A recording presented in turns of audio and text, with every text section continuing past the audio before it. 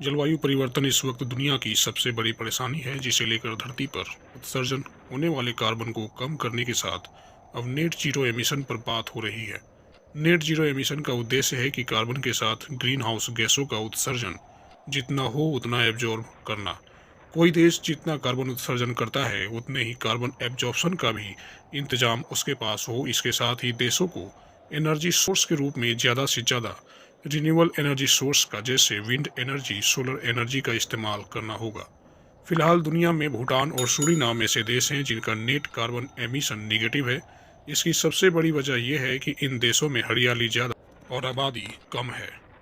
पर्यावरण के लिहाज से नेट जीरो जरूरी क्यों है? धरती का तापमान लगातार बढ़ रहा है। क्लाइमेट चेंज का कारण भी यही है। अगर इसी की तरह ग्रीन हाउस गैसों का एमिशन होता रहा तो साल 2050 तक धरती का तापमान 2 डिग्री तक बढ़ जाएगा, जिसके चलते ग्लेशियर पिघलेंगे, समुद्र का जलस्तर बढ़ेगा, समुद्र के किनारे बसे कई शहर डूब जाएंगे। तो फिर भारत इसका विरोध क्यों कर रहा है? भारत ग्रीन हाउस गैसों का उत्सर्जन करने वाला दुनिया का तीसरा देश है। पहला चीन और दूसरा अमेरिका है। साल 1850 से अब तक भारत की हिस्सेदारी कार्बन उत्सर्जन में केवल 4% रही है। भारत एक विकासशील देश है। नेट जीरो फार्मूला अपनाने से देश की इकोनॉमिक ग्रोथ स्लो हो जाएगी। दूसरे देश पर्यावरण का नुकसान कर खुद की ग्रोथ कर चुके हैं और अब विकसित देशों में गिने जाते हैं, और भारत इसका हर्जाना अपनी गति धीमी कर नहीं चुकाना चाहता।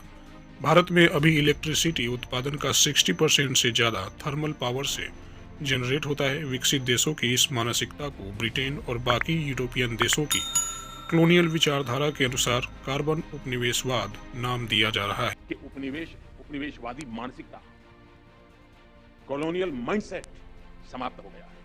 हम देख रहे हैं कि यह मानसिकता अनेक विकृतियों को जन्म दे रही है। इसका सबसे स्पष्ट उदाहरण हमें विकासशील देशों की विकास यात्राओं में आ रही बाधाओं में दिखाई देता है। जिन साधनों से, जिन मार्गों पर चलते हुए विकसित विश्व आज के मुकाम पर पहुंचा है, आज वही साधन, वही मार्ग विकासशील देशों के लिए बंद करने के लिए प्रयास किए जाते हैं।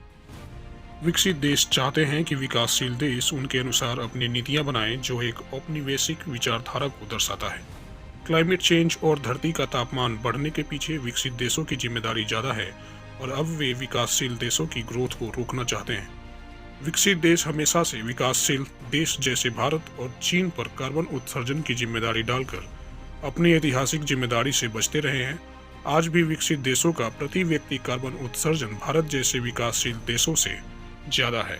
और हमें गर्व है, भारत जिसकी सभ्यता और संस्कृति में ही प्रकृति के साथ जीने की प्रवृत्ति है, जहां पत्थरों में, पेड़ों में, प्रकृति के कण कण में, जहां पौधे में भी परमात्मा देखा जाता है, उसका स्वरूप देखा जाता है, जहां धरती को मां के रूप में पूजा जाता है, उस भारत को पर्यावरण संरक्षण के उपदेश सुनाए जाते हैं। ऐसे भारत पर पर्यावरण के नाम पर भांति भांति के दबाव बनाए जाते हैं। यह सब उपनिवेशवाद मानसिकता का ही परिणाम है। कार्बन नेट जीरो के लक्ष्य को पूरा करने के लिए COP26 में भारत ने कार्बन नेट जीरो 2070 तक पूरा करने का लक्ष्य रखा है, जबकि विकसित देश और दुनिया के साइंटिस्ट चाहते थे कि धरती का नेट जीरो एमिशन 2050 तक हो जाए।